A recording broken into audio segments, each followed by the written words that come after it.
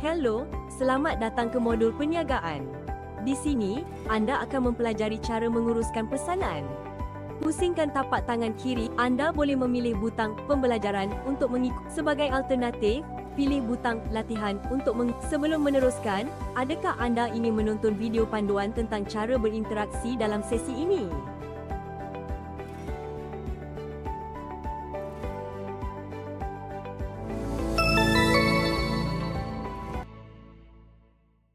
Hai, dalam video ini, saya akan tunjukkan cara menggunakan pengawal VR untuk berinteraksi dengan pelbagai elemen dalam persekitaran VR. Sebelum kita mulakan, sila lihat gambar ini yang menunjukkan komponen pengawal VR. Untuk bergerak, tolak atau tarik ibu jari pada thumbstick dan lepaskan untuk berhenti. Untuk memegang objek 3D, halakan tangan anda ke arah objek tersebut dan tekan butang genggam iaitu grip. Anda juga boleh guna butang yang sama untuk memanjat tangga dengan memegang anak tangga. Untuk berinteraksi dengan antara muka 2D seperti menekan butang, gunakan butang trigger. Anda boleh cuba gunakan pengawal VR ini dalam sesi pembelajaran nanti.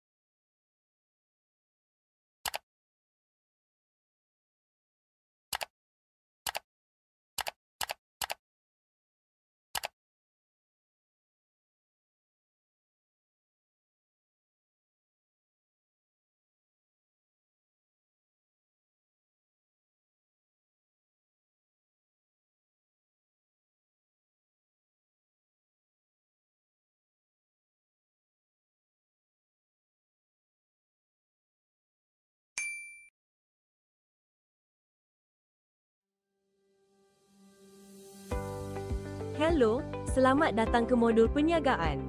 Di sini,